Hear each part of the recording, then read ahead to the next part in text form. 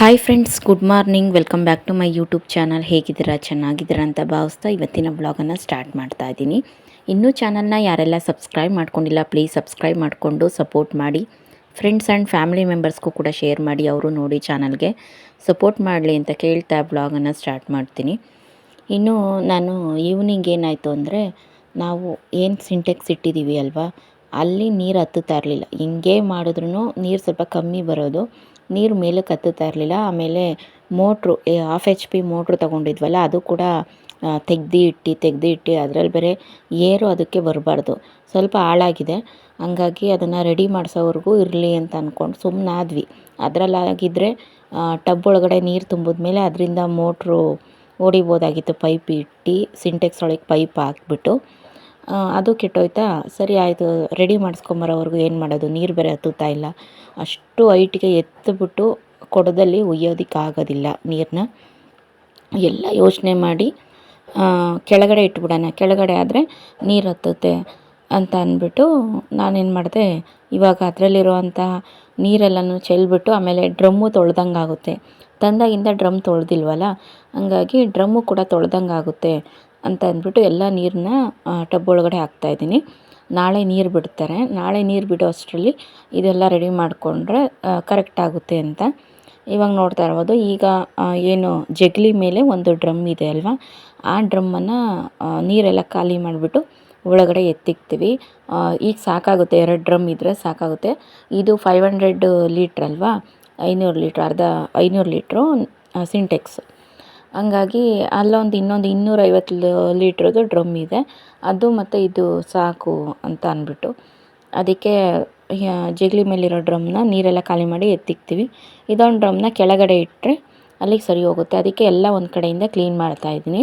ಅದೊಂದು ಸೊಳ್ಳೆ ಪರ್ದ ಬೇರೆ, ನಾವು ಅದು ಯಾವ ಕಾಲದಾಗ ಗೊತ್ತಿಲ್ಲ, ಅದರೊಳಗಡೆ ಇನ್ನೂ ಜಾಸ್ತಿ ಹುಳಗಳೇ ಇದ್ದಾವೆ. ಅದನ್ನು ನಾನು ಸೊಳ್ಳೆ ಪರ್ದ ಕಟ್ಕೊತೀನಿ ಅಂತ ಹೇಳ್ತಿತ್ತು. ಅದನ್ನು ಎತ್ಕೊಂಬಂದು ಆಚೆಗೆ ಹಾಕಿದ್ದೀನಿ, ತಗೊಂಡೋಗಿ ಹಿಂದಕ್ಕೆ ಹಾಕ್ಬಿಡ್ತೀನಿ, ಸುಟ್ಟಾಕ್ಬಿಡ್ತೀನಿ. ಯಾಕಂತ ಅಂದರೆ ನಾನು ಕೊಟ್ಟಿಗೆ ಮನೆಗೆ ಹಾಕಿದ್ರೂ ಕೂಡ ನಾಳೆ ಎಲ್ಲ ನಾಡಿದ್ದು ಒಂದು ದಿವಸ ಎತ್ಕೊಂಬಂದು ಅವ್ರು ಕಟ್ಕೊತಾರೆ. ಅದರಲ್ಲಿ ಹೆವಿ ಹುಳ ಇದ್ದಾವೆ, ಹಂಗಾಗಿ ಇನ್ಫೆಕ್ಷನ್ ಆಗುತ್ತೆ. ಬೇಡ, ಮನೆಗೆ ಅಲ್ಲಿ ಇನ್ಫೆಕ್ಷನ್ ಅಲ್ದಲೆ ಮನೆಗೆಲ್ಲ ಹುಳಗಳು ಹತ್ಕೊಳ್ಳುತ್ತೆ. ಹಂಗಾಗಿ ಅದನ್ನು ಸುಟ್ಟಾಕ್ಬಿಡ್ತೀನಿ. ಇಲ್ಲಾಂದರೆ ನಿಮಗೆ ಗೊತ್ತಿರ್ಬೋದು, ನಿಮ್ಮ ಮನೆಯಲ್ಲೇ ಹೀಗೇನೋ ಅಥವಾ ನಮ್ಮ ಮನೇಲಿ ಮಾತ್ರ ಹೀಗೇನೋ ಗೊತ್ತಿಲ್ಲ, ನನಗೆ ಆಲ್ಮೋಸ್ಟ್ ಗೊತ್ತು. ಈಗ ಹಳೆ ಜನ್ರೇಷನ್ನವರೆಲ್ಲ ಹಿಂಗೇನೆ, ಯಾವುದು ಕೂಡ ಎಸೆಯಕ್ಕೆ ಬಿಡಲ್ಲ. ಹಳೆ ಕಾಲದ್ದು, ಅಯ್ಯೋ ಇದನ್ನು ನಮ್ಮ ಅಪ್ಪರು ಕೊಡಿಸಿದ್ದು, ನಮ್ಮ ಅವ್ವರು ಕೊಡಿಸಿದ್ದು, ನಮ್ಮ ಗಂಡರ ಅಮ್ಮನೋ ಚಿಕ್ಕಮ್ಮನೋ ಕೊಡಿಸಿದ್ದು, ಅವಾಗಲೇ ಇಷ್ಟು 250 ರೂಪಾಯಿ ಇತ್ತು, ಇದಿನ್ನೂ ಎಷ್ಟು ಗಟ್ಟಿ ಮುಟ್ಟಾಗಿದೆ ಗೊತ್ತಾ, ಇವಾಗ ಹಂಗೆ ಸಿಗ್ತಾವ ಅಂತ ಹೇಳಿ ಡೈಲಾಗ್ ಹೊಡೆದು ಅವನ್ನ ಮುದ್ರಿಟ್ಕೊಳಕ್ಕೆ ನೋಡ್ತಾರೆ. ಆದರೆ ಅದರಲ್ಲಿ ಏನು ಅಂದರೆ ಏನೂ ಇಲ್ಲ, ಅದರಲ್ಲೇ ಹುಳ ಜಾಸ್ತಿ ಇದ್ದಾವೆ, ಎಂತೆಂಥದ್ದೋ ಹುಳಗಳಿದ್ದಾವೆ. ತೊಳೆದ ಹಂಗೂ ಒಂದ್ಸರಿ ನೀರಿಗೆ ಜಾಸ್ತಿ ಹಾಕಿದ್ರು ಆದರೂ ಹೆವೀ ಕ್ರಿಮಿಕೀಟ ಇದ್ದಾವೆ. ಹಂಗಾಗಿ ಬೇಡವೇ ಬೇಡ ಅಂತ ಹಿಂದಕ್ಕೆ ತಗೊಂಡೋಗಿ ಸುಟ್ಟಾಕ್ತೀನಿ ಇವಾಗ. ಆಮೇಲೆ ಡ್ರಮ್ಮೆಲ್ಲ ಕೆಳಗಡೆ ಇಳಿಸ್ಕೊಂಡು ನಿಧಾನವಾಗಿ, ಯಾಕಂದರೆ ಆ ಪೈಪ ಅಂದರೆ ಏನು ನೆಲ್ಲಿನ ಅಟ್ಯಾಚ್ ಮಾಡಿದ್ದಾರಲ್ಲ, ಸ್ವಲ್ಪ ಮಿಸ್ ಆದ್ರೂ ಮುರ್ಕೊಂಬಿಡುತ್ತೆ. ಆಮೇಲೆ ವೇಸ್ಟ್ ಅಲ್ವಾ ಸಿಂಟೆಕ್ಸು, ಹಂಗಾಗಿ ನಿಧಾನವಾಗಿ ಎಲ್ಲ ಎತ್ತಿಕ್ಕಿ ಇವಾಗ ಒಂದು ಕಡೆಯಿಂದ ಕೆಳಗಡೆ ಕಸ ಎಲ್ಲ ಗುಡಿಸ್ಕೊಂಡು ಚಪ್ಪಲಿ ಸ್ಟ್ಯಾಂಡೆಲ್ಲ ಇತ್ತಲ್ಲ ಅದೆಲ್ಲ ಬೇರೆ ಅರೇಂಜ್ ಮಾಡೋಣ ಅಂತ ಅಂದ್ಬಿಟ್ಟು ಈಗ ಹೆಂಗಾಗುತ್ತೆ ನೋಡಿ, ಒಂದು 4 ಸತಿ ಟ್ರೈ ಮಾಡಿದ್ದೀನಿ ಹೆಂಗೆ ಏನು ಸರಿ ಮಾಡೋದಕ್ಕೆ. ಕರೆಕ್ಟಾಗಿ ಕುತ್ಕೊಂಡಿದೆಯಾ ಸಿಂಟೆಕ್ಸು, ಈ ಥರ ಎಲ್ಲನೂ ಸೆಟ್ ಮಾಡಿದೆ. ಆಮೇಲೆ ಫೈನಲಾಗಿ ಕೂರಿಸಿದ್ದೀನಿ. ಹಂಗೆ ಅದ್ರ ಮೇಲೆ ಕಲ್ಲು ಬೇಕಾಗಿತ್ತು, ಶೆಲ್ಫ್ ಕಲ್ಲು ಇರಲಿಲ್ಲ. ಹಿಂದೆಗಡೆ ಗ್ರಾಮ ಪಂಚಾಯತಿಯವರು ಏನೋ ಒಂಥರ ಬರೆದ್ಬಿಟ್ಟು, ನಾವು ಕೊಟ್ಟಿಗೆ ಮನೆ ಏನದು ಗ್ರ್ಯಾಂಟ್ ಅಂತ ಬಂದಿತ್ತಲ್ಲ, ಆವಾಗ ಅದಕ್ಕೆ ಏನೋ ಬರೆದ್ಬಿಟ್ಟು ಹಾಕಿದ್ರು. ಆ ಶೆಲ್ಫ್ ಕಲ್ಲಿತ್ತು, ಅದನ್ನು ಎತ್ಕೊಂಬಂದು ಆಮೇಲೆ ಅರೇಂಜ್ ಮಾಡಿ ಗೋಣಿ ಚೀಲಗಳೆಲ್ಲ ಸೆಟ್ ಮಾಡಿ ಹಾಕಿ ಏನೋ ಒಂದು ಮಾಡಿದೆ. ಆಮೇಲೆ ಫೈನಲಿ ಅದೊಂದು ಕುತ್ಕೊಂಡಿತ್ತು ಸಿಂಟೆಕ್ಸು. ಇಲ್ಲಾಂದರೆ ಹೆಂಗೆ ಗೊತ್ತಾ ಫ್ರೆಂಡ್ಸ್, ಒಂಚೂರು ವಾರೆ ಆಗಿಬಿಟ್ರು ನೀರೆಲ್ಲ ತುಂಬಿದ್ಮೇಲೆ ಕೆಳಗಡೆ ಪಟ್ಟಂತ ಮುರ್ಕೊಂಬಿಡುತ್ತೆ ಬಿದ್ದಾಗ, ಅದಕ್ಕೆ ವೇಸ್ಟ್ ಅಲ್ವಾ. ಅದರಲ್ಲಿ ಬೇರೆ 3000 ಕೊಟ್ಟು ತಂದಿರೋದು ಸಿಂಟೆಕ್ಸು. ಇವಾಗ 500 ಲೀಟ್ರಿಗೆ 3000, 1000 ಲೀಟ್ರ್ ಬಂದು 6000 6500 ಇದೆ ಸಿಂಟೆಕ್ಸು. ಹಂಗಾಗಿ ಸ್ವಲ್ಪ ಹೆವಿ ಭಯ. ಅಷ್ಟೊಂದು ದುಡ್ಡೆಲ್ಲ ಕೊಟ್ಬಿಟ್ಟು ಮತ್ತೆ ಎಲ್ಲ ತರೋಕ್ಕಾಗಲ್ಲ. ಬಂದಮೇಲೆ ಇಲ್ಲಿ ಹಳ್ಳಿಗೆ ಊರಿಗೆ ಬಂದಮೇಲೆ ನಾನು ಎಷ್ಟು ಕಷ್ಟಪಟ್ಟಿದ್ದೀನಿ ಅಂದರೆ ನೀರುಗಳಿಗೆ ಹೊಂದ್ಸೋಕ್ಕೆ, ಅಂದರೆ ಸ್ಟಾಕ್ ಮಾಡಿ ಇಟ್ಕೊಳ್ಳೋದಕ್ಕೆ ಅಷ್ಟು ಕಷ್ಟಪಟ್ಟಿದ್ದೀನಿ. ಹಂಗಾಗಿ ಇದೊಂದು Sintex, half H P motor, ಆಮೇಲೆ ಮನೆ ಪೇಂಟಿಂಗ್ ಆಗಿರ್ಬೋದು, ಐಟಮ್ಸ್ಗಳಾಗಿರ್ಬೋದು, ಅಂದರೆ ಮಕ್ಕಳೇ ಇರೋ ಮನೆಯಲ್ಲಿ ಏನೆಲ್ಲ ಬೇಕು ಫೆಸಿಲಿಟೀಸು ಹಳ್ಳಿ ಕಡೆ ನಾರ್ಮಲ್ಲಾಗಿ ಅದನ್ನು ನಾನು ಮಾಡ್ಕೊಂಡಿದ್ದೀನಿ. ಬಂದಮೇಲೆ ನಿಜವಾಗ್ಲೂ ಬಂದಾಗ 2 ಡ್ರಮ್ಮಿಗೆ ಹಿಡಿದ್ರೂ ಕೂಡ ನೀರು ಸಾಕಾಗ್ತಾ ಇರಲಿಲ್ಲ ಫ್ರೆಂಡ್ಸ್. ಹಂಗಾಗ್ತಾ ಇತ್ತು ನನಗೆ. ಹಂಗಾಗಿ ಇವಾಗ ಪರವಾಗಿಲ್ಲ. ಸಿಂಟೆಕ್ಸ್ ಎಲ್ಲ ತಂದಮೇಲೆ ಇವಾಗ ನೀರೆಲ್ಲನೂ ಒಂದು ಮಟ್ಟಕ್ಕೆ ನೀರೆಲ್ಲ ಆಗ್ತಾಯಿದೆ. ಇನ್ನೂ ಕೂಡ ಒಂದಿನ ಬಿಟ್ಟು ಒಂದಿನ ನೀರು ಬಿಟ್ಟರೂ ಕೂಡ ಇವಾಗ ನೀರು ಸಾಕಾಗ್ತಾಯಿದೆ. ಇನ್ನು ಡ್ರಮ್ ಎಲ್ಲ ನೀಟಾಗಿ ತೊಳೆದೆ, ಒಳಗಡೆ ಇದೆಲ್ಲ ಹಾಕ್ಬಿಟ್ಟು. ಅಂದರೆ ಒಳಗಡೆ ಒಬ್ಬರು ತೂರ್ಬೋದು, ಆದರೆ ನಾನೇ ತೂರ್ಬಿಟ್ರೆ ಹೊರಗಡೆ ಹೆಂಗೆ ಬರೋದು ಅಂತ ಗೊತ್ತಾಗಲಿಲ್ಲ. ಅದಕ್ಕೆ ಹಂಗೇ ಇದು ನಾವು ನೆಲ ಒರೆಸ್ತೀವಿ ನೋಡಿ ಮಾಪು, ಆ ಮಾಪು ನೀಟಾಗಿ ತೊಳ್ಕೊಂಬಿಟ್ಟು ಅದರಿಂದನ ನೀಟಾಗಿ ಒರೆಸ್ಕೊಂಡು ಉಜ್ಜಿಬಿಟ್ಟು ನೀರು ಹಾಕಿ 1-2 ಸಲ ತೊಳೆದ್ಬಿಟ್ಟು ಆಮೇಲೆ ಎತ್ತಿಟ್ಟಿದ್ದೀನಿ. ಇವಾಗ ಡ್ರಮ್ಮು ನೀಟಾಗಿ ಕುತ್ಕೊಂತು. ಇನ್ನು ನೈಟು ನಾನು ಏನು ಹಸಿಟ್ಟಿತ್ತು, ಎಣ್ಣೆ ಇತ್ತು, ಬೋಂಡ ಮಾಡೋಣ, ಎಷ್ಟೊಂದು ದಿನ ಆಗೈತೆ ನಾನು ಬಂದಾಗಿಂದ ಮಾಡೇ ಇಲ್ಲ ಅಂತ ಅಂದ್ಬಿಟ್ಟು ಎಲ್ಲ ಕಲಸಿಟ್ಟಿದ್ದೆ. ಹಂಗೆ ಎಣ್ಣೆನೂ ಕೂಡ ಕಾಯಕ್ಕಿಟ್ಟಿದ್ದೆ. ಇವಾಗ ನಾನು ಬೋಂಡನ ಹಾಕ್ತಾಯಿದ್ದೀನಿ, ಈರುಳ್ಳಿ ಬೋಂಡನ. ತುಂಬ ಅಂದರೆ ತುಂಬ ದಿನ ಆಗಿತ್ತು ತಿಂದು. ಅಂದರೆ ಯಾರಿಗೆ ಆದರೂ ಅಷ್ಟೇ, ನಾವು ಏನು ಮಾಡ್ತಾ ಇರ್ತೀವಲ್ವ ಅದನ್ನು ನಾವು ಹೊಟ್ಟೆ ತುಂಬ ತಿನ್ನೋದಕ್ಕಾಗಲ್ಲ. ಅಥವಾ ಬೇರೆ ಯಾರಾದರೂ ಮಾಡಿಕೊಡ್ತಾರೆ ನೋಡಿ, ಆವಾಗ ನಾವು ಹೊಟ್ಟೆ ತುಂಬ ತಿನ್ಬೋದು. ನಾವು ಮಾಡಿದ ಅಡುಗೆ ನಮಗೆ ತಿನ್ನೋಕ್ಕಾಗ್ತಾ ಇರಲ್ಲ, ಯಾಕಂದರೆ ನಾವು ಮಾಡ್ತಾ ಆ ಸ್ಮೆಲ್ಲಲ್ಲೇ ಹೊಟ್ಟೆ ತುಂಬಿಸ್ಕೊಂಡಿರ್ತೀವಿ. ಹಂಗಾಗಿ ತಿನ್ನೋದಕ್ಕಾಗಲ್ಲ. ನನಗೂ ಅಷ್ಟೇ ಬೋಂಡ ತಿನ್ನೋಣ ಅಂತ ಮಾಡ್ಬೇಕಾರೆಲ್ಲ ಅನ್ನಿಸ್ತಾಯಿತ್ತು. ಮಾಡಿ ಎಲ್ಲ ಕಂಪ್ಲೀಟ್ ಆದಮೇಲೆ ತಿನ್ನೋಕ್ಕೆ ಆಗಲಿಲ್ಲ ಫ್ರೆಂಡ್ಸ್. ನಿಜವಾಗ್ಲೂ ಬೇಜಾರಾಗೋಯಿತು. ಅಯ್ಯೋ, ನನಗೀಗಲೇ ಸ್ಮೆಲ್ ಕುಡಿದು ಸಾಕಾಯ್ತಲ್ಲಪ್ಪ, ಅದರಲ್ಲಿ ಬೇರೆ ಟೇಸ್ಟ್ ನೋಡೋಕ್ಕೆ ಅಂತ ಒಂದು ಬೋಂಡ ಹಾಕ್ಕೊಂಡಿರ್ತೀವಿ, ಅದರಲ್ಲೇ ಹೊಟ್ಟೆ ತುಂಬೋಗಿರುತ್ತೆ. ನಿಮಗೂ ಈಗೇನ ಅಂತ ಕಮೆಂಟ್ ಮಾಡಿ. ಆಲ್ಮೋಸ್ಟ್ ಎಲ್ಲರಿಗೂ ಇದ್ದೇ ಇರುತ್ತೆ ಈ ಥರ. ಇನ್ನು ಸಾಂಬಾರೆಲ್ಲ ಇತ್ತಲ್ವ, ಹಂಗಾಗಿ ತಲೆ ಕೆಡಿಸ್ಕೊಳಕ್ಕೆ ಹೋಗಲಿಲ್ಲ ಇವತ್ತು. ಆಮೇಲೆ ಅದು ಬೇರೆ ಕ್ಲೀನ್ ಮಾಡ್ಕೊಂಡಿದ್ದೆ, ಮನೆಯೆಲ್ಲ ಕ್ಲೀನ್ ಮಾಡಿದ್ದೆ ಸ್ವಲ್ಪ. ಹಂಗಾಗಿ ಸ್ವಲ್ಪ ಟಯರ್ಡ್ ಅಂತ ಅನ್ನಿಸ್ತಾ ಇತ್ತು. ಇನ್ನೂ ಕೂಡ ಕಿಚನ್ನು ಸ್ವಲ್ಪ ಆರ್ಗನೈಸ್ ಮಾಡ್ಕೋಬೇಕು. ಅಂದರೆ ಡೀಪಾಗಿ ಅಲ್ದಿದ್ರೂ ನೀಟಾಗಿ ಪಾತ್ರೆಗಳೆಲ್ಲ ಶೆಲ್ಫ್ ಮೇಲೆ ನೀಟಾಗಿ ಅರೇಂಜ್ ಮಾಡಬೇಕು. ಮೇಲ್ಗಡೆ ಅಂದರೆ ಈ ಹಂಚಿನ ಮನೆ ಅಲ್ವ ಫ್ರೆಂಡ್ಸ್, ಹಂಗಾಗಿ ಇನ್ನು ಧೂಳುಗಳೆಲ್ಲ ಜಾಸ್ತಿ. ಅಟ್ಟನೂ ನೀಟಾಗಿ ಕಟ್ಟಿಸಿಲ್ಲ ನೋಡಿ, ಧೂಳೆಲ್ಲ ಅವಾಗವಾಗ ಪಾತ್ರೆ ಮೇಲೆ ಬೀಳ್ತಾ ಇರುತ್ತೆ. ಎಲ್ಲ ನೀಟಾಗಿ ತೊಳೆದು ಬಾಕ್ಸಸ್ ಎಲ್ಲನೂ ಬೆಂಗಳೂರಿಂದ ತಂದಿದ್ದೀನಿ, ಎಲ್ಲ ತೊಳೆದು ನೀಟಾಗಿ ಅರೇಂಜ್ ಮಾಡಿಡಬೇಕು ಅನ್ನೋದೊಂದಿದೆ, ಅರೇಂಜ್ ಮಾಡಿರ್ತೀನಿ. ಇನ್ನು ನೆಕ್ಸ್ಟ್ ಡೇ ಮಾರ್ನಿಂಗ್ ಇದು ಏನು ಮಾಡೋಣ ತಿಂಡಿ ಅಂತ ಯೋಚನೆ ಮಾಡಬೇಕಾದ್ರೆ ಮೊಸರನ್ನ ಮಾಡಿಬಿಡೋಣ ಅಂತ ಮಾಡ್ತಾಯಿದ್ದೀನಿ. ರೈಸ್ ಎಲ್ಲ ಮಾಡಿಟ್ಟಿದ್ದೆ, ಈರುಳ್ಳಿ ಎಲ್ಲ ಒಗ್ಗರಣೆ ಹಾಕ್ಬಿಟ್ಟು ಲಾಸ್ಟಿಗೆ ಮೊಸರು ಹಾಕ್ಬಿಟ್ಟು ಆಮೇಲೆ ಕಲಸಿ ಇವಾಗ ಹಾಗೇ ಗೊಜ್ಜನ್ನು ಹಾಕ್ಕೊಡ್ತಾಯಿದ್ದೀನಿ. ಮೊಸರು ಗೊಜ್ಜು ರೈಸ್ ಹಾಕ್ಬಿಟ್ಟು ಅದ್ರ ಮೇಲೆ ಗೊಜ್ಜು ಹಾಕಿ ಕೊಡೋದು, ಸರಿನಾ? ಈ ಥರ. ಇಲ್ಲಾಂದರೆ ಕಲಸೋದಿದ್ದರೆ ಕಲಿಸ್ಕೋಬೋದು, ಆದರೆ ನಮ್ಮ ಮನೇಲಿ ಯಾರಿಗೂ ಮೊಸರನ್ನ ಕಲಸೋದು ಇಷ್ಟ ಇಲ್ಲ. ಹಂಗೇ ಒಗ್ಗರಣೆ ಮಾಡಿರ್ತೀವಲ್ಲ ಮೊಸರನ್ನ ರೈಸ್ ಮೇಲೆ ಹಾಕ್ಕೊಟ್ರೆ ಅವರೇ ತಿಂತಾರೆ. ಇನ್ನು ಇದು ನೈಟ್ ನೋಡ್ತಾ ಇರ್ಬೋದು, ಮೊಟ್ಟೆ ಸಾಂಬಾರನ್ನ ಮಾಡಿದ್ದೀನಿ ನಾನು. ತುಂಬ ಅಂದರೆ ತುಂಬ ಟೇಸ್ಟ್ ಇರುತ್ತೆ. ಈ ರೀತಿ ನಾನು ಬೇಯಿಸ್ಬಿಟ್ಟು ಮಾಡ್ತಾಯಿದ್ದೆ, ಮಸಾಲೆ ಎಲ್ಲ ರುಬ್ಬಿಟ್ಟು ಒಗ್ಗರಣೆಗೆ ಹಾಕಿ ಈ ಥರ ಎಲ್ಲ ಮಾಡ್ತಾಯಿದ್ದೆ. ಇವತ್ತು ಮಾಮೂಲಿ ನಾನು ಮೊಟ್ಟೆ ಸಾರು ಮಾಮೂಲಿ ಒಡೆದಾಕ್ಬಿಟ್ಟು ಮಸಾಲೆ ಎಲ್ಲ ರುಬ್ಬಿ ಬೇಯಿಸ್ಬಿಟ್ಟು ಆದಮೇಲೆ ಇನ್ನೊಂದು 5 ನಿಮಿಷ ಆಮೇಲೆ 10 ನಿಮಿಷ ಇದೆ ಕುದಿಯೋದಕ್ಕೆ ಅನ್ನುವಾಗ ನಾನು ಆ ರೀತಿ ಮಾಡಿದೆ. ಮೊಟ್ಟೆನ ಒಡೆದಾಕ್ತೆ ಅಷ್ಟೇ, ಮತ್ತು ಬೇಯಿಸೋದಕ್ಕೆ ಹೋಗಲಿಲ್ಲ, ಎತ್ತಿಕ್ಕಿದೆ, ಅದರಲ್ಲೇ ಬೇಯ್ಕೊಳ್ಳುತ್ತಲ್ವ, ಹಾಗೆ ರೆಡಿ ಆಗಿತ್ತು. ಇನ್ನು ನೆಕ್ಸ್ಟ್ ಡೇ ಮಾರ್ನಿಂಗು ನಮ್ಮ ಊರಲ್ಲಿ ಹಗ್ರೇಲಿ ನನ್ನ ತಂಗಿ ನಾದಿನಿ ಗೊರೂರ್ದು ಹೆಣ್ಣು, ಗೊತ್ತಿರುತ್ತೆ ಇಲ್ಲಿ ನಮ್ಮ ರಿಲೇಟಿವ್ಸ್ ಯಾರು ನೋಡ್ತಿರ್ತಾರೆ ಅವರಿಗೆ. ಹುಲ್ಲೇಕೆರೆ, ತಿಪ್ಟೂರು ತಾಲೂಕು ಹುಲ್ಲೇಕೆರೆ, ಚಿನ್ನನಹಳ್ಳಿ ಗಡಿ ಬರುತ್ತೆ. ತಿಪ್ಟೂರ್ಗೆ ಹೋಗ್ಬೇಕಾದ್ರೆ ಅಲ್ಲಿ ಇಳಿದು ಒಳಗಡೆ ಹೋಗ್ಬೇಕು, ಹುಲ್ಲೇಕೆರೆ ಅಂತ, ಅಲ್ಲಿಗೆ ಕೊಟ್ಟು ಮಾಡ್ತಾ ಇರೋ ಅಂಥದ್ದು ಮದುವೆ. ಹಂಗಾಗಿ ಹಗ್ರೆ ಚೌಟ್ರಿಲಿ ಮದುವೆ ಇತ್ತು. ನಾವು ಹೊರಟ್ವಿ, ನಮ್ಮ ಅತ್ತೆ ಬರಲಿಲ್ಲ, ಚಿಕ್ಕವನ್ನ ಕರ್ಕೊಬರ್ತಿಲ್ಲ, ದೊಡ್ಡವನ್ನೂ ಕರ್ಕೊಬರ್ತಾಯಿಲ್ಲ. ನಾನು ನಮ್ಮ ಅತ್ತೆಯವರ ಅಕ್ಕ, ನಮ್ಮ ದೊಡ್ಡತ್ತೆ, ಆಮೇಲೆ ಅವ್ರ ಮೊಮ್ಮಗಳು ತನು ಅಂತ ಹೇಳ್ತಿರ್ತೀನಲ್ಲ ಅವರು, ಇಷ್ಟು ಜನ ಹೊರಟ್ವಿ. ನಾವು ಅರಸೀಕೆರೆಗೆ ಹೋಗಾದ್ಮೇಲೆ ಬೇಲೂರು ಗಾಡಿನೇ ಬರುತ್ತೆ.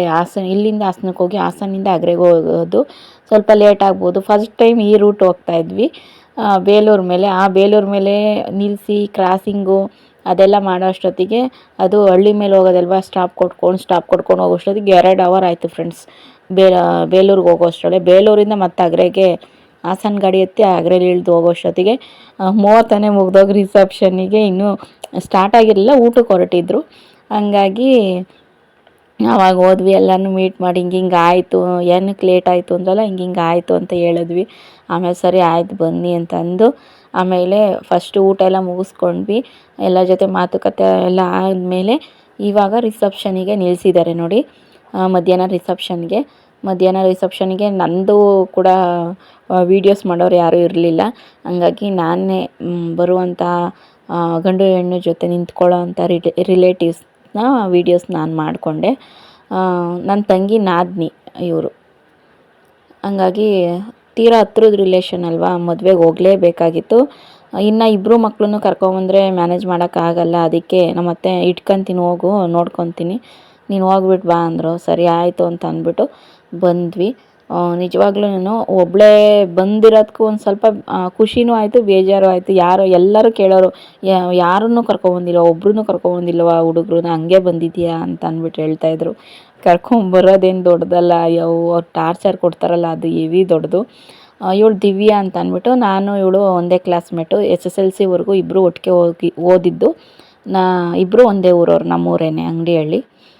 ಹಾಗೆಯೇ ಅಲ್ಲಿಂದ ಬಂದಾದಮೇಲೆ ಮದುವೆಯಿಂದ ನೈಟು ಮುದ್ದೆನ ಮಾಡ್ತಾಯಿದ್ದೀನಿ. ಇಲ್ಲಿ ಸಾಂಬಾರು ಇತ್ತಲ್ಲ, ಹಂಗಾಗಿ ಮುದ್ದೆ ರೆಡಿ ಮಾಡ್ತಾಯಿದ್ದೀನಿ. ಸ್ವಲ್ಪ ಕರೆಂಟು ಹೋಗೋದು ಬರೋದು ಆ ಥರ ಮಾಡ್ತಾಯಿತ್ತು. ಸರಿ ಆಯಿತು ಅಂತ ಅಂದ್ಬಿಟ್ಟು ಏನು ಚಾರ್ಜಿಂಗ್ ಬಲ್ಪ್ ಇದೆಯಲ್ಲ, ಚಾರ್ಜಿಂಗ್ ಬಲ್ಪನ್ನು ಹಾಕ್ಕೊಂಡು ನಾನು ಮುದ್ದೆನ ಮಾಡ್ತಾಯಿದ್ದೀನಿ.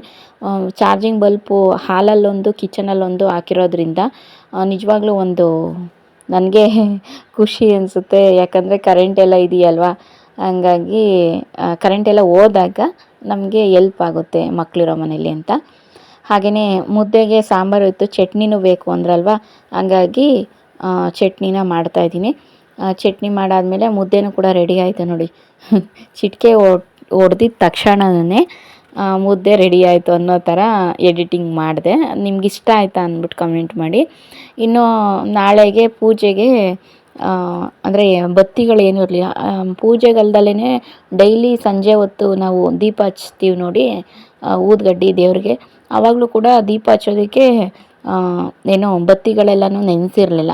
ಸರಿ ಆಯಿತು, ಹೆಂಗೂ ನಾಳೆಗೆ ಬೇಕಾಗುತ್ತೆ ಅಂತ ಅಂದ್ಬಿಟ್ಟು ಮಲ್ಗೋಕ್ಕಿಂತ ಮುಂಚೆ ಬತ್ತಿಗಳೆಲ್ಲ ಹಾಕ್ಬಿಟ್ಟು ಅದಕ್ಕೆ ಎಣ್ಣೆನ ಹಾಕ್ಬಿಟ್ಟು ಬಾಕ್ಸ್ನ ಕ್ಲೋಸ್ ಮಾಡಿಟ್ಟಿದ್ದೀನಿ, ನೆನ್ಕೊಳ್ಳುತ್ತೆ ಹತ್ತಿ. ಅದಾದಮೇಲೆ ನನ್ನ ಮಗ ನೋಡಿ ಸೌಟ್ ಇಟ್ಕೊಂಡಿದ್ದಾನೆ, ಅಬ್ಸರ್ವ್ ಮಾಡಿ.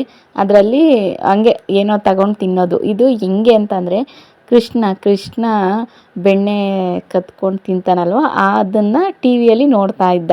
ಒಂದು 2-3 ಸಲ ನೋಡಿದ್ದಾನೆ ಅದನ್ನು. ಮಡಿಕೆ ಒಳಗಡೆಯಿಂದ ತಗೊಂಡು ತಿನ್ನೋದನ್ನ, ಅದನ್ನು ನೋಡಿಕೊಂಡು ಇವನು ಸೌಟನ್ನ ಮರೆ ಮಾಡ್ಕೊಂಡು ಅದರೊಳಗಿಂದ ಬೆಣ್ಣೆ ಬರ್ತೈತೆ ಅನ್ನೋ ತಿನ್ನೋ ಥರ ಆ್ಯಕ್ಟಿಂಗ್ ಅವನು ನೋಡಿ. ಆ ಥರ ಎಷ್ಟು ಚೆನ್ನಾಗಿ ಮಾಡ್ತಿದ್ದ ಅಂದರೆ, ಮಕ್ಳಿಗೆ ಎಷ್ಟು ಬೇಗ ನಾಲೆಡ್ಜ್ ಬರುತ್ತೆ ನೋಡ್ರಿ.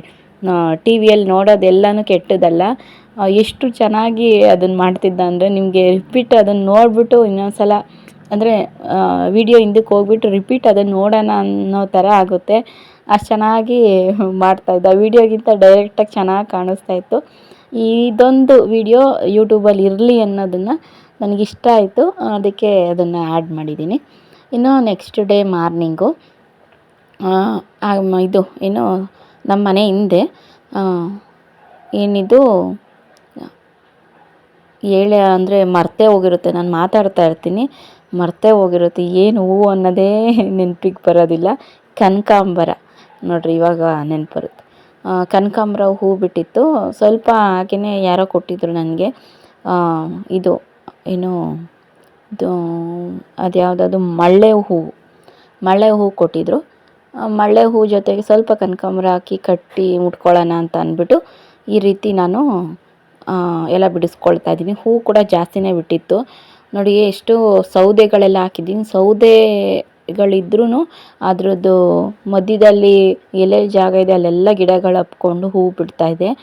ಏನಪ್ಪ ಅಂದರೆ ಇದರಿಂದ ನಮಗೆ ತಿಳಿಯೋದು, ನಮ್ಮನ್ನು ಕುಗ್ಸೋದಕ್ಕೆ ಎಷ್ಟೇ ಜನ ಬಂದ್ರೂ ಅವ್ರನ್ನೆಲ್ಲ ತಳ್ಳಿ ನಾವು ಮೇಲೆದ್ದು ಸಾಧನೆ ಮಾಡ್ತೀವಿ ಅನ್ನೋ ಒಂದು ಛಲ ಇರುತ್ತೆ ಅನ್ನೋದೊಂದು ಇದ್ರದ್ದು ಅರ್ಥ. ಅಂದರೆ ಆ ಸೌದೆ ಅಷ್ಟೊಂದೆಲ್ಲ ಹಾಕಿದ್ದೀವಿ, ಅದು ಸೌದೆನೂ ನುಸ್ತಿ ಅದು ಎಲ್ಲೆಲ್ಲಿ ಜಾಗ ಇದೆ ಅಲ್ಲೆಲ್ಲ ಬಂದು ಹೂ ಬಿಡ್ತಾ ಇದೆ ಅಂದರೆ ಅದು ಸಾಧನೆ ಅಂತ. ನಾವು ಅಷ್ಟೇ, ಎಷ್ಟೇ ತುಳಿಯೋರು ಎಷ್ಟೇ ಅನ್ನೋರು ಇದ್ರೂ ಅವೆಲ್ಲ ಮೆಟ್ಟಿ ನಿಂತು ನಾವು ಒಂದು ಗುರಿ ತಲುಪ್ತೀವಿ ಅಂದರೆ ಅದು ಕೂಡ ನಮ್ಮದು ಒಂದು ಸಾಧನೆನೇ. ಆ ಥರ ಇರಬೇಕು. ಜನ ಎಷ್ಟಾದರೂ ಅಂತಾರೆ. ಈಗ ನಾನು ವಿಡಿಯೋ ಮಾಡೋದಕ್ಕೆ ಮುಂದೇನೋ ಅಂತಾರೆ, ಹಿಂದೇನೋ ಅಂತಾರೆ. ಡೈರೆಕ್ಟಾಗೆ ತೀರಾ ಅನ್ನಲ್ಲ, ಡೈರೆಕ್ಟಾಗೆ ಇನ್ನೂ ಚೆನ್ನಾಗಿ ಮಾಡಬೇಕು ಅಂತಾರೆ. ಆದರೆ ಹಿಂದೆ ಮುಂದೆ ಆ ಥರ ಈ ಥರ ಮಾತಾಡ್ತಾರೆ, ಅಬ್ಸರ್ವ್ ಮಾಡಿದ್ದೀನಿ ನಾನು. ಹಂಗಾಗಿ ಅವರೆಲ್ಲ ಅನ್ನೋದೆಲ್ಲ ಕಾಮನ್ನು, ನಾವು ಅನ್ನಿಸ್ಕೊಳ್ಳೋದು ಅಷ್ಟೇ ಕಾಮನ್ನು. ನಾವು ಅವ್ರು ಏನೇ ಅಂದ್ರೂ ನಮ್ಮ ವೀಡಿಯೋಸು ನಮ್ಮ ಬ್ಲಾಗ್ಸು ಮಾಡ್ತಾ ಇರಬೇಕು, ಡೈಲಿ ಅಪ್ಲೋಡ್ ಮಾಡಬೇಕು ಅನ್ನೋದು ನಮ್ಮದೊಂದು ಛಲ, ನಮ್ಮದೊಂದು ಅದೊಂದು ಸಾಧನೆ ಅಂತಲೇ ಅಂದ್ಕೋಬೇಕು. ಇನ್ನು ನಮ್ಮ ಮನೆ ಹಿಂದ್ಗಡೆ ಸುತ್ತಮುತ್ತ ವಾತಾವರಣ ತೋರಿಸ್ತಾ ಇದ್ದೀನಿ. ಇದು ಬಂದು ಅವತ್ತು ಗಾಳಿ ಮಳೆ ಚೆನ್ನಾಗಿ ಬಂದ್ಬಿಡ್ತು ಫ್ರೆಂಡ್ಸ್. ಟಾರ್ಪಲ್ಲೆಲ್ಲ ಹಾಕಿದ್ರು, ಅದ್ರ ಮೇಲೆ ಸ್ವಲ್ಪ ಅಲ್ಗೆಗಳೆಲ್ಲ ಹಾಕಿದ್ರು, ಅದೆಲ್ಲನೂ ಕೂಡ ಸುತ್ಕೊಂಡು ಕೆಳಗಡೆ ಬಿದ್ದಿದೆ. ಇನ್ನೂ ಸೀಟ್ ಮನೆಗಳಿರ್ತಾವಲ್ಲ ಅವೇ ಆ ಗಾಳಿಗೆ ತಡ್ಕೊಂಡಿಲ್ಲ, ಎಲ್ಲ ಕಿತ್ಕೊಂಡು ಹೋಗಿದ್ದಾವೆ. ಇನ್ನು ಇನ್ನು ಅಲ್ಗೆಗಳೆಲ್ಲ ಹಾಕಿರ್ತಾರಲ್ಲ ಅವೆಲ್ಲ ಸುಮ್ಮನೆ ಇರ್ತಾವೆ, ಎಲ್ಲ ಗಾಳಿಗೆ ತೂರ್ಕೊಂಬಂದು ಕೆಳಗಡೆ ಬಿದ್ದಿತ್ತು. ಅದನ್ನು ನಾನು ನಿಮಗೆ ಶೇರ್ ಮಾಡ್ತಾಯಿದ್ದೀನಿ. ಮನೆ ಹಿಂದೆ ನೀಟಾಗೆಲ್ಲ ಕ್ಲೀನ್ ಮಾಡ್ಕೊಂಬಿಟ್ರೆ ವಾತಾವರಣ ತುಂಬಾ ಚೆನ್ನಾಗಿರುತ್ತೆ. ಸ್ವಲ್ಪ ಕ್ಲೀನ್ ಇಲ್ಲ, ಜಲ್ಲಿ ಮರಗಳು ಎಲ್ಲ ಇದ್ದಾವಲ್ಲ, ಹಂಗಾಗಿ ಸ್ವಲ್ಪ ದಿವಸ ಹೋಗಬೇಕು. ನಾನು ಮಳೆ ಹೂವು ಅಂತ ಹೇಳಿದ್ನಲ್ವ, ಅದನ್ನು ಕೊಟ್ಟಿದ್ರಲ್ವ, ಅದನ್ನು ಕವರಿಗೆ ಕಟ್ಟಿಟ್ಟಿದ್ದೆ. ಆಮೇಲೆ ಇವಾಗ ನೋಡಿ ಒಂದು ಬೋಲಿಗೆ ಹಾಕಿದ್ದೀನಿ. ನಾಳೆನೋ ಅಥವಾ ಸಾಯಂಕಾಲನೋ ಸ್ವಲ್ಪ ಕಟ್ಕೊತೀನಿ. ಹಾಗೆಯೇ ಸ್ವಲ್ಪ ನೀರು ಚಿಮ್ಕಿಸ್ಬಿಟ್ಟು ತಟ್ಟೆ ಸ್ಟ್ಯಾಂಡಲ್ಲಿ ಇಟ್ಟಿದ್ದೀನಿ. ಆಮೇಲೆ ನಾಳೆನೋ ಸಾಯಂಕಾಲನೋ ಕಟ್ಕೊತೀನಿ, ಚೆನ್ನಾಗಿರುತ್ತೆ ಇನ್ನೂ. ಹಾಗೆಯೇ ಇವತ್ತು ತಿಂಡಿಗೆ ಪುರಿ ಉಸ್ಲಿ ಮಾಡೋಣ ಅಂತ ಅಂದ್ಬಿಟ್ಟು ಇವಾಗ ಪುರಿಗೆಲ್ಲನೂ ಕೂಡ ಕೇರ್ಬಿಟ್ಟು ನೆನೆಸಿ ಎತ್ತಿಕ್ತಾಯಿದ್ದೀನಿ. ಕೇರಿರೋದೆ ಆಲ್ರೆಡಿ ಅಂದರೆ ಕವರಲ್ಲಿ ಇತ್ತು, ಅದು ಕೇರಿ ಇಟ್ಟಿದ್ದಿದ್ದು. ಹಂಗಾಗಿ ನಾನು ಕೇರಿಲ್ಲ ಅಂದ್ರೂ ಅಟ್ಲೀಸ್ಟು ನಮ್ಮ ಅತ್ತೆನಾದರೂ ಕೇರಿರ್ತಾರೆ. ಅಂದರೆ ಬಂದ ತಕ್ಷಣವೇ ಪುರಿ ಎಲ್ಲಾದರೂ ತೊಗೊಂಬರಲಿ, ಅದರಲ್ಲಿ ಏನಾದರೂ ಕಡ್ಡಿ ಕಲ್ಲು ಏನಾದರೂ ಒಂದು ಇರುತ್ತೆ ಅನ್ನೋದು ಅವರಿಗೂ ಚೆನ್ನಾಗಿ ಗೊತ್ತು. ಹಂಗಾಗಿ ತಿನ್ನೋಕ್ಕಿಂತ ಮುಂಚೆ ಒಂದೆರಡು ಪುರಿ ಹಾಕ್ಕೊಂಡು ಹಂಗೇ ಮರಕ್ಕೆ ಹಾಕಿ ಒನ್ನಾಡ್ಬಿಟ್ಟು ಆಮೇಲೆ ಕವರಿಗೆ ಕಟ್ಟಿ ಇಡ್ತಾರೆ. ಹಂಗಾಗಿ ಇವಾಗ ಹಂಗೇ ಪುರಿ ಉಸ್ಲಿಗೆ ನೆನೆಸಿದ್ದೀನಿ. ಇವಾಗ ತಿಂಡಿ ಮಾಡಬೇಕು ನೋಡಿ ಈ ರೀತಿ. ಆಮೇಲೆ ಒಂದು ಕಡೆಯಿಂದ ಬೆಳಗ್ಗೆ ಅಡುಗೆ ಮನೆಯೆಲ್ಲ ಕ್ಲೀನ್ ಮಾಡಿದ್ದೀನಿ. ಇನ್ನೂ ಫ್ರೆಂಡ್ಸ್ ಇನ್ನೊಂದು 2 ದಿನ ಕಳೆದು ನೀಟಾಗಿ ಮಂಗಳವಾರದಷ್ಟೊತ್ತಿಗೆ ನೀಟಾಗಿ ಶೆಲ್ಪ್ ಎಲ್ಲನೂ ಜಿಡ್ಡಾಗಿದೆಯಲ್ವ, ಸೋಪಿನ ಪುಡಿನೋ ಸೋಪೋ ಎಲ್ಲ ಹಾಕ್ಕೊಂಡು ಸ್ಟೀಲ್ ಗುಂಜು ಹಾಕ್ಕೊಂಡು ನೀಟಾಗಿ ರಬ್ ಮಾಡಬೇಕು, ಉಜ್ಜಬೇಕು ಅದನ್ನೆಲ್ಲನೂ. ಆವಾಗ ಮಾತ್ರನೇ ಅಡುಗೆ ಮನೆ ತುಂಬ ನೀಟಾಗಿ ಕಾಣುತ್ತೆ. ಇಲ್ಲ ಅಂತಂದರೆ ಸ್ವಲ್ಪ ಜಿಡ್ಡು ನಾವು ಏನೇ ಒಂದು ಚೆಲ್ಲಿದ್ರೂ ಅದೊಂಥರ ಜಿಡ್ಡು ನನಗೆ ಒಂಥರ ಅಸಹ್ಯ ಅನ್ನಿಸ್ತಾ ಇದೆ. ಹಂಗಾಗಿ ಆದಷ್ಟು ಬೇಗ ಸ್ಟೀಲ್ ಬಾಕ್ಸ್ ಎಲ್ಲ ನೀಟಾಗಿ ತೊಳೆದ್ಬಿಟ್ಟು ಅಡುಗೆ ಮನೆ ನೀಟಾಗಿ ಕ್ಲೀನ್ ಮಾಡ್ಕೊಬೇಕು. ಅಂದರೆ ಎಲ್ಲನೂ ಸ್ವಲ್ಪ ಸೋಪ್ ಆಯಿಲೆಲ್ಲ ಹಾಕ್ಬಿಟ್ಟು ನೀಟಾಗಿ ಉಜ್ಜಬೇಕು ಅನ್ನೋದೊಂದಿದೆ.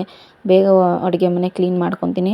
ತಿಂಗ್ಳಿಗೆ ಒಂದು ಸತಿನಾದರೂ ಕ್ಲೀನ್ ಮಾಡಬೇಕು ಫ್ರೆಂಡ್ಸ್. ಇಲ್ಲಾಂದರೆ ಅದೊಂಥರ ಜಿರಳೆಗಳು ಅದೆಲ್ಲ ಸೇರ್ಕೊಂಬಿಟ್ಟು ಮೊಟ್ಟೆಗಳೆಲ್ಲ ಇರುತ್ತಲ್ವ ಕಪ್ಪಾಗಿ, ಅವೆಲ್ಲ ಎಷ್ಟೊಂದು ಇರುತ್ತೆ ಅಂದರೆ ಅದೇನಾದರೂ ಬೆಳಗ್ಗೆ ಅಷ್ಟೊತ್ತಿಗೆ ಏನಾದರೂ ಒಂದು ಗ್ಲಾಸಲ್ಲಿ ಹಾಲು ನೀರು ಏನಾದರೂ ಇಟ್ಟಿರ್ತೀವಿ ಅನ್ನಿ, ಅದೇನು ಮುಚ್ಚದಲ್ಲೇ ಇದ್ದಾಗ ಅದರೊಳಗಡೆ ಎಲ್ಲ ಹೋಗಿ ಬಿದ್ದಿರೋದು ಅದೆಲ್ಲ ಆಗುತ್ತೆ.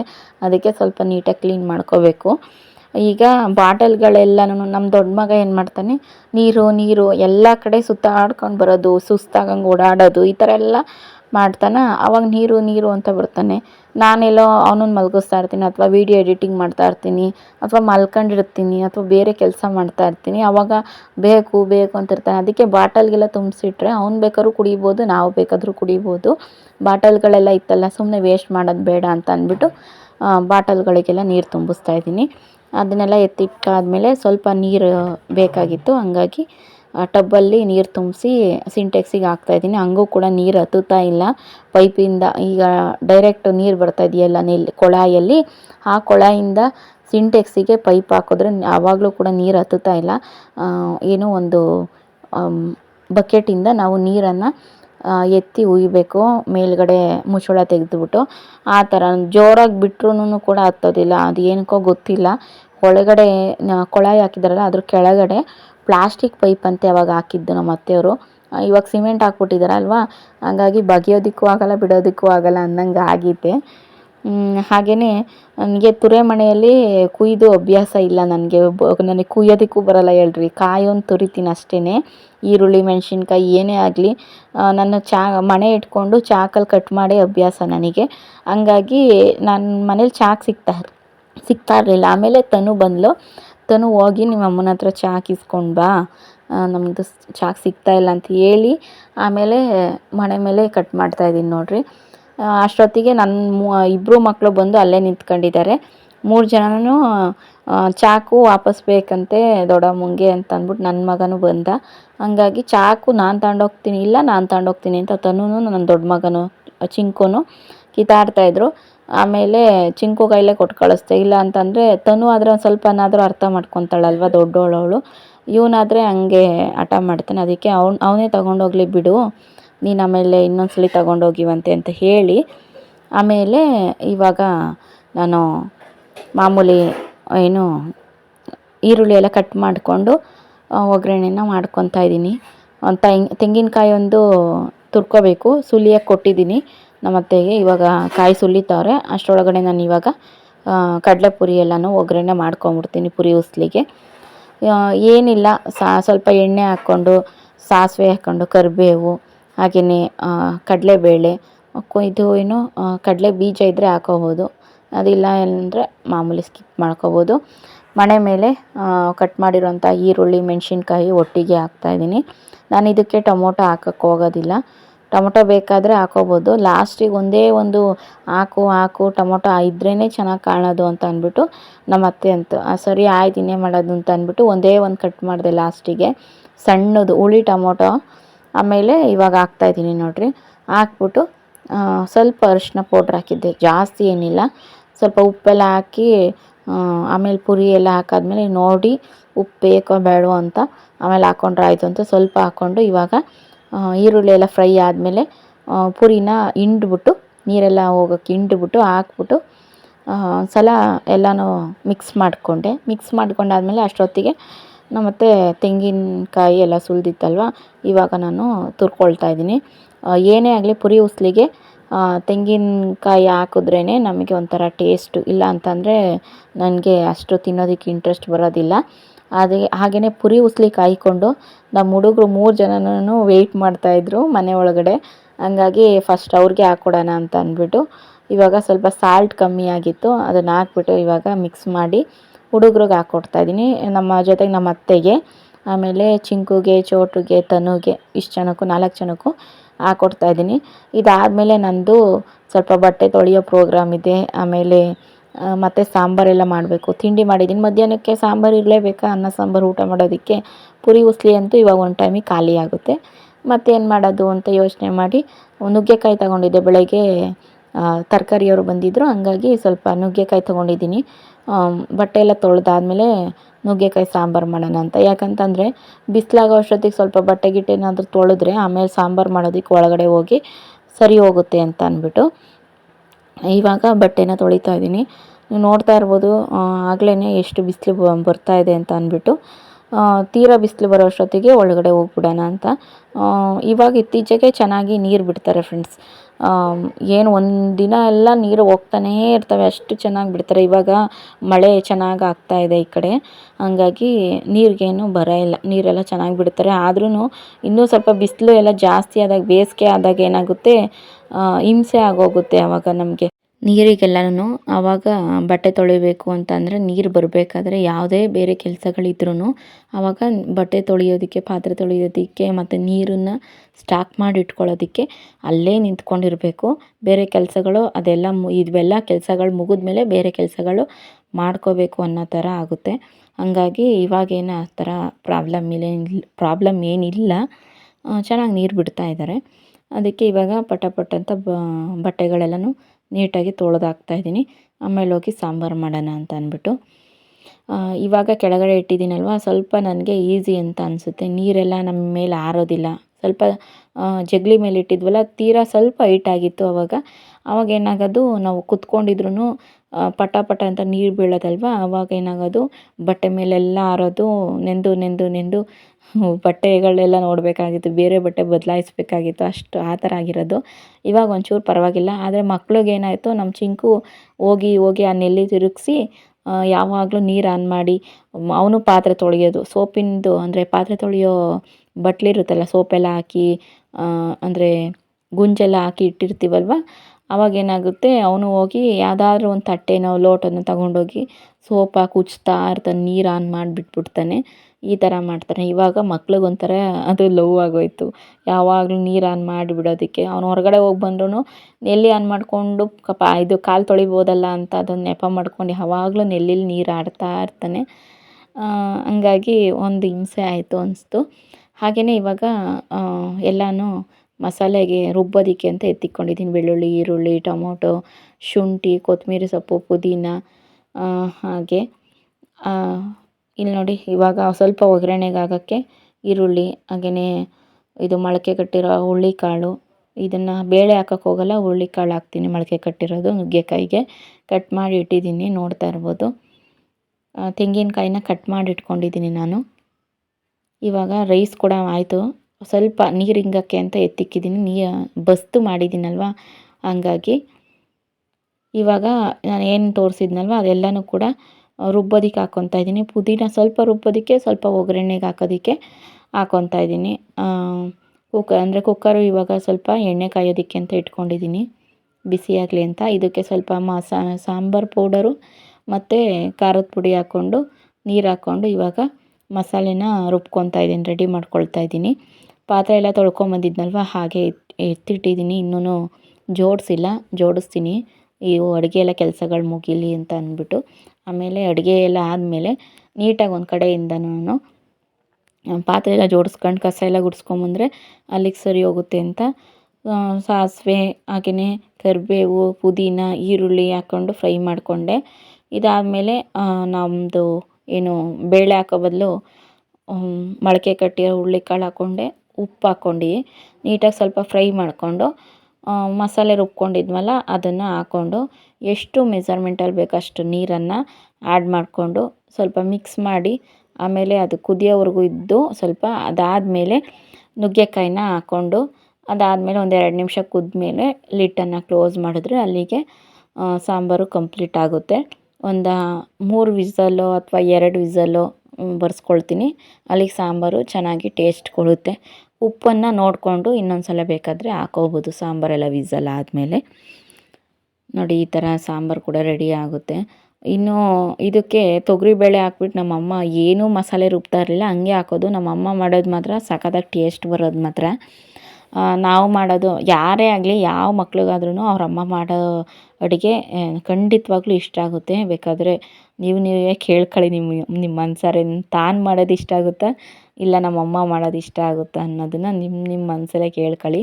ನನಗಂತೂ ನಾನು ಮಾಡೋದ್ಕೂ ನಮ್ಮ ಅತ್ತೆ ಮಾಡೋದ್ಕೂ ಯಾರು ಮಾಡಿದ್ರು ನಮ್ಮಮ್ಮ, ನಮ್ಮ ದೊಡ್ಡಮ್ಮ ಇದ್ದಾರಲ್ವ, ಅವ್ರು ಮಾಡೋ ಅಡುಗೆಗಳು ಎಲ್ಲನೂ ಚೆನ್ನಾಗಿರೋದು. ಅಮ್ಮದಿರು ಮಾಡೋ ಟೇಸ್ಟ್ಗಳು ಅಂದರೆ ಅಡುಗೆ ಟೇಸ್ಟ್ಗಳು ತುಂಬ ಚೆನ್ನಾಗಿರುತ್ತೆ. ಈಗ ಕುಕ್ಕರಿಗೆ ಸಾಂಬಾರೆಲ್ಲ ಇಟ್ಟೆ, ವಿಸಲ್ ಬರೋ ಅಷ್ಟೊತ್ತಿಗೆ ಪಾತ್ರೆ ಎಲ್ಲ ಜೋಡಿಸ್ಕೊಳ್ಳೋಣ ಅಂತ ಅಂದ್ಬಿಟ್ಟು ಜೋಡಿಸ್ಕೊತಾ ಇದ್ದೀನಿ, ನೋಡ್ತಾ ಇರ್ಬೋದು. ಇವಾಗ ಇಡ್ಲಿ ಪಾತ್ರೆ ಅವೆಲ್ಲ ಇದ್ವಲ್ಲ ಅದೆಲ್ಲನೂ ಕೂಡ ಅಲ್ಲೇ ಒಳಕಲ್ಲ ಹತ್ರ ಹಂಗೆ ದಬ್ಬಾಕ್ತೀನಿ. ನೀರೆಲ್ಲ ಇಳ್ಕೊಂಡಾದ್ಮೇಲೆ ಎತ್ತಿಕ್ತೀನಿ. ಇಡ್ಲಿದು ಪ್ಲೇಟ್ಗಳೆಲ್ಲ ಇದೆಯಲ್ಲ ಅದೆಲ್ಲ ನೀರು ಹಂಗೆ ಇದ್ಬಿಟ್ರೆ ಒಂಥರ ಬಿಳಿ ಬಿಳಿ ಚುಕ್ಕಿ ಬಂದಂಗೆ ಆಗಿರುತ್ತೆ. ಆಮೇಲೆ ಇನ್ನೊಂದು ಸಲ ಇಡ್ಲಿ ಮಾಡಬೇಕಾದ್ರೆ ತುಂಬ ಅಸಹ್ಯ ಅನಿಸುತ್ತೆ. ಇಷ್ಟೊಂದು ಗಲೀಜಾಗಿದೆಯಲ್ಲಪ್ಪ, ಇದರಲ್ಲಿ ಇಡ್ಲಿ ತಿಂದರೆ ಹೆಂಗಪ್ಪ, ಇಡ್ಲಿಗೂ ಅದೇ ಥರ ಮಾರ್ಕ್ಗಳೆಲ್ಲ ಬರುತ್ತೆ. ಅದ್ರ ಕರೆ ಎಲ್ಲ ಇಡ್ಲಿಗೂ ಕೂಡ ಅಂಟ್ಕೊಳ್ಳುತ್ತೆ, ಹೆಂಗೆ ತಿನ್ನೋದು ಅನ್ನೋ ಥರ ಆಗ್ತಾಯಿರುತ್ತೆ. ಯಾಕಂದರೆ ನಾನು ಒಂದು ಸಲ ಹಂಗೆ ಮಾಡಿಬಿಟ್ಟಿದ್ದೆ, ಅದಕ್ಕೆ ಆ ಥರ ಮತ್ತೆ ತಪ್ಪನ್ನು ಮಾಡೋಕ್ಕೆ ಹೋಗಲ್ಲ. ಅದಕ್ಕೆ ಈ ರೀತಿ ಮಾಡಿಬಿಡ್ತೀನಿ. ಇವಾಗ ಒಂದು ಕಡೆಯಿಂದ ಅಡುಗೆ ಮನೆಯೆಲ್ಲ ಕ್ಲೀನ್ ಮಾಡ್ಕೊತಾ ಇದ್ದೀನಿ. ಕ್ಲೀನ್ ಮಾಡಿಕೊಂಡು ಯಾವ್ದ್ಯಾವ್ದು ಬೇಕೋ ಯಾವ್ದ್ಯಾವ್ದು ಬೇಡ ಎಲ್ಲನೂ ಎಸಿತಾ ಇದ್ದೀನಿ ಮತ್ತು ಎತ್ತಿಕ್ತಾ ಇದ್ದೀನಿ. ನಾವು ಇವಾಗ ಹಸುಗಳಿಲ್ವಲ್ಲ ನಮ್ಮ ಮನೆಯಲ್ಲಿ, ಹಂಗಾಗಿ ಏನೇ ಒಂದು ಮುಸ್ರೆ ವೇಸ್ಟು ಇದ್ರೂ ಎಲ್ಲನೂ ಕೂಡ ತಿಪ್ಪೆಗೆ ಹಾಕ್ಬಿಡ್ತೀವಿ. ಯಾವ ಮನೆಗೂ ಕೂಡ ಮುಸ್ರೆ ಎಲ್ಲ ಕೊಡೋದಕ್ಕೆ ಹೋಗಲ್ಲ. ಯಾಕೆ ಗೊತ್ತಾ ಫ್ರೆಂಡ್ಸ್, ಏನಾಗುತ್ತೆ ಅಂತ ಅಂದರೆ ಏನಾದರೂ ಒಂದು ಹಸಿಗೆ ಪ್ರಾಬ್ಲಮ್ ಆಗೋದು, ಅಥವಾ ಇವ್ರ ಮನೆ ಮುಸ್ರೆ ಕೊಟ್ಟರು ಅದರಲ್ಲಿ ಏನು ಹಾಕಿದ್ರೋ ಏನು ಅನ್ನೋದು, ಈ ಮಾತುಗಳೆಲ್ಲನೂ ಬೇಡ ಅಂತ ಅಂದ್ಬಿಟ್ಟು. ಹಳ್ಳಿ ಸೈಡ್ ನೋಡಿರ್ತೀರ, ಏನೋ ಒಂದು ಆಗಿಬಿಟ್ರೆ ಅದು ನಾವೇ ಏನೋ ಒಂದು ಕೊಟ್ಟಿರ್ತೀವಿ, ಇಲ್ಲ ನಾವೇ ಏನೋ ಒಂದು ಮಾತಾಡ್ಸಿರ್ತೀವಿ, ನಮ್ಮಿಂದನೇ ಆಯಿತು ಅನ್ನೋ ಥರ ಜನಗಳು ಇರ್ತಾರೆ. ಹಾಗಾಗಿ ಅವೆಲ್ಲ ಬೇಡ. ಹಂಗಾಗಿ ನಾವೇನೇ ವೇಸ್ಟೇಜ್ ಇದ್ರೂ ತಿಪ್ಪೆಗೆ ಹಾಕ್ಬಿಡ್ತೀವಿ. ಹಳ್ಳಿ ಸೈಡ್ ಯಾರೇನು ಕೇಳೋಕ್ಕೆ ಬರ್ತಾರಲ್ವ, ನಮ್ಮ ಜಮೀನಲ್ಲಿ ನಾವು ಹಾಕ್ಕೊತೀವಿ ಅಷ್ಟೇ. ಸಿಟಿಯಲ್ಲಾದರೆ ಕೇಳ್ತಾ ಇರ್ತಾರೆ, ಯಾಕೆ ಕಸದ ಗಾಡಿ ಬರಲ್ವ, ಅಲ್ಲಿಗೆ ಹಾಕೋಕ್ಕಲ್ವ. ಇಲ್ಲ ಹಳ್ಳಿ ಸೈಡ್ ಹಂಗಲ್ಲ, ಅವ್ರವ್ರ ಜಮೀನುಗಳಲ್ಲಿ ಅವ್ರವ್ರು ಹಾಕ್ಕೊತಾರೆ. ಅದಾದಮೇಲೆ ಅವು ಗೊಬ್ಬರ ಆಗುತ್ತೆ, ಹೊಲ್ದುಗಳಿಗೆ ಚೆಲ್ತಾರೆ, ಈ ಥರ ಇರುತ್ತೆ ಆಯಿತಾ. ಅದಾದಮೇಲೆ ಇವಾಗ ಕಸಗಳೆಲ್ಲ ಗುಡಿಸ್ಕೊತಾ ಇದ್ದೀನಿ. ಪಾತ್ರೆ ಎಲ್ಲ ಆಮೇಲೆ ಬೆಳಕೊತೀನಿ. ಈಗೇನು ಪಾತ್ರೆಗಳಿದ್ದು ಆಗಿದ್ದಾವೆ ಅವೆಲ್ಲನೂ ಕೂಡ ಟಬ್ಬಿಗೆ ತುಂಬಿಕ್ಕಿದ್ದೀನಲ್ವ, ಇವಾಗ ಹಿಂದಕ್ಕೆ ಇಕ್ತೀನಿ. ಎಲ್ಲ ಕಸಗಳೆಲ್ಲ ಹೊಡೆದಾದ್ಮೇಲೆ ಲಾಸ್ಟಿಗೆ ಒಂದು ಟೈಮ್ ಪಾತ್ರೆ ಎಲ್ಲ ಬೆಳಿಕೊಳ್ಳೋಣ ಅಂತ ಅಂದ್ಬಿಟ್ಟು ಹಿಂದ್ಗಡೆ ಮನೆ ಬಚ್ಚಲು ಮನೆ ಅಂತ ಇದೆಯಲ್ಲ ಅದು, ಇವಾಗ ಕಸ ಎಲ್ಲ ಹೊಡೆದ್ಬಿಟ್ಟು ಈಗ ಅಡುಗೆ ಮನೆಯಲ್ಲೂ ಕೂಡ ಹೊಡಿತೀನಿ. ಹಾಗೆಯೇ ಮುಂದೆ ಗೇಟ್ ಹತ್ರ, ಹಾಗೆಯೇ ಹಾಲಲ್ಲಿ ಎಲ್ಲನೂ ಕೂಡ ಕಸ ಹೊಡ್ಕೊಂಡು ನೀಟಾಗಿ ಬರ್ತೀನಿ. ಆಮೇಲೆ ಸ್ವಲ್ಪ ಹಾಸಿಗೆಗಳೆಲ್ಲನೂ ಹಾಲಲ್ಲೇ ದಿವಂಕಟ್ ಮೇಲೆ ಇಟ್ಟಿದ್ನಲ್ವ, ನಮ್ಮ ಹುಡುಗರು ಏನು ಮಾಡ್ತಾರೆ, ಅದನ್ನು ಬೀಳಿಸಿ ಅದ್ರ ಮೇಲೆ ಕುಣಿದಾಡೋದು, ಹಾಸಿಗೆಗಳೆಲ್ಲ ತುಳಿದಾಡೋದು, ಈ ಥರ ಎಲ್ಲ ಮಾಡ್ತಾರೆ. ಹಾಗಾಗಿ ಅದೊಂಚೂರು ಮಡಚಬೇಕು. ಇವಾಗ ಅದನ್ನು ಕೂಡ ಮಡಚ್ಕೊಳ್ತೀನಿ. ಒಂದು ಪೊರ್ಕೆ ತರಬೇಕು ಫ್ರೆಂಡ್ಸ್, ಇದೆಲ್ಲ ಪೊರ್ಕೆ ಎಲ್ಲ ಹಾಳಾಗ್ಬಿಟ್ಟಿದೆ. ಒಂದು ಚೆನ್ನಾಗಿರೋದೊಂದು ಪೊರ್ಕೆ ತರಬೇಕು. ಮನೇಲಿ ಒಂದು ವರ್ಷಕ್ಕೆ ಎಷ್ಟು ಪೊರ್ಕೆ ತರ್ತೀರ ನೀವು ಯೋಚನೆ ಮಾಡಿ. ನಮ್ಮ ಮನೇಲಂತೂ ಒಂದು 3 ಫಿಕ್ಸು. ಈಗ ಆಲ್ರೆಡಿ ಹೋಗಿದೆ, ಇಷ್ಟೊತ್ತಿಗೆಲ್ಲ ತಂದು ಆಗ್ಲೇ ಇಷ್ಟೊತ್ತಿಗೆ ಅದು ಸವಿಬೇಕಾಗಿತ್ತು, ಇನ್ನೂ ತಂದಿಲ್ಲ. ಸ್ವಲ್ಪ ಅಲ್ಲಿ ಇಲ್ಲಿ ಹೋಗೋದು, ನೆಂಟರು ಮನೆ ಫಂಕ್ಷನ್ಗಳು ಎಲ್ಲ ಜಾಸ್ತಿ ಆಗಿಬಿಟ್ಟಿದೆ. ಹಂಗಾಗಿ ಎಲ್ಲೂ ಹೋಗಿಲ್ಲ, ಏನು ತಂದಿಲ್ಲ ನಾನು. ಇನ್ನು ನೋಡಿ ಹಾಸಿಗೆಗಳೆಲ್ಲನೂ ಕೂಡ ಎಲ್ಲ ರೆಡಿ ಮಡಚಿ ನೀಟಾಗಿ ರೆಡಿ ಮಾಡಿ ಇಡ್ತಾಯಿದ್ದೀನಿ. ಇನ್ನೇನು ಸಂಜೆ ಆಯ್ತಾ ಬಂತು, ಎಲ್ಲ ಕೆಲಸಗಳನ್ನೆಲ್ಲನೂ ಕೂಡ ಮುಗಿಸಿ ಕಂಪ್ಲೀಟ್ ಮಾಡಬೇಕು. ನೀವೆಷ್ಟೇ ಎಲ್ಲ ಕೆಲಸಗಳು ಮಾಡಿ ನೀಟಾಗಿ ಇಟ್ರೂ ಮಕ್ಕಳಿರೋ ಮನೇಲಿ ನೀಟಾಗಿರೋದೇ ಇಲ್ಲ. ಏನಾದರೂ ಒಂದೊಂದು ಕಿತ್ತಾಕ್ತಾನೆ ಇರ್ತವೆ ಮಕ್ಕಳು. ಹಂಗಾಗಿ ಇವಾಗ ಈ ಥರ ಎಲ್ಲ ಮಡಚಿಟ್ಟಿದ್ದೀನ. ಮತ್ತಾಗಲೇ ಒಂದು 10 ನಿಮಿಷ, ಒಂದು ಕಾಲು ಗಂಟೆ ಆಗಂಗಿಲ್ಲ, ಮಕ್ಕಳೇನಾರು ಒಳಗಡೆ ಬಂದರು ಅಂದರೆ ಅಲ್ಲಿಗೆ ಮುಗೀತು. ಎಲ್ಲ ಕಿತ್ತಂಡು ಅದೆಲ್ಲ ಕೆಳಗಡೆ ಬಿದ್ದು ಅದ್ರ ಮೇಲೆ ತುಳಿದು ಇಬ್ಬರು ಏನೇನೋ ಒಂದೊಂದು ಮಾಡ್ತಾ ಇರ್ತವೆ. ಇವಾಗ ನೋಡಿ ಎಷ್ಟು ಎಲ್ಲ ಧೂಳು ಕೊಡಿಕೊಂಡು ಅಂದರೆ ಹಾಸಿಗೆ ಮೇಲೆ ಎಲ್ಲ ಮಕ್ಕಳೆಲ್ಲ ತುಳಿದಾಡಿರ್ತಾರಲ್ಲ, ಮಣ್ಣಿನ ಕಾಲಲ್ಲಿ ಬಂದು ಎಲ್ಲ ನೋಡಿ ಎಷ್ಟು ಧೂಳು ಬರ್ತಾಯಿದೆ ಅಂತ ಅಂದ್ಬಿಟ್ಟು. ಅಕ್ಕಿ ಎಲ್ಲ ಒನ್ನಾಡಬೇಕು ಅಂತ ಹೇಳಿದ್ನ ನಮ್ಮ ಅತ್ತೆಗೆ, ಹಂಗಾಗಿ ಒನ್ನಾಡ್ತಾಯಿದ್ರು. ಇನ್ನು ಫ್ರೆಂಡ್ಸ್ ಇವಾಗ ನನ್ನ ಮಗಂಗೆ ಊಟ ಕೊಡ್ತಾಯಿದ್ದೀನಿ. ಇನ್ನು ಇವತ್ತಿನ ವ್ಲಾಗ್ ಖಂಡಿತವಾಗ್ಲೂ ನಿಮ್ಗೆ ಇಷ್ಟ ಆಗಿದೆ ಅಂತ ಭಾವಿಸ್ತೀನಿ. ಇಷ್ಟ ಆದರೆ ಪ್ಲೀಸ್ ಒಂದು ಲೈಕ್ ಮಾಡಿ, ಸಬ್ಸ್ಕ್ರೈಬ್ ಮಾಡ್ಕೊಳ್ಳಿ. Thank you for watching. Bye, take care.